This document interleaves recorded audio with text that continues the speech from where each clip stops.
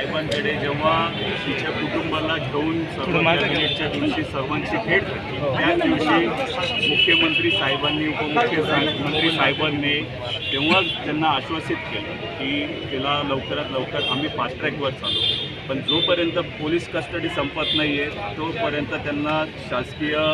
वकील त्यांना भेटत नाही आहे आणि शासकीय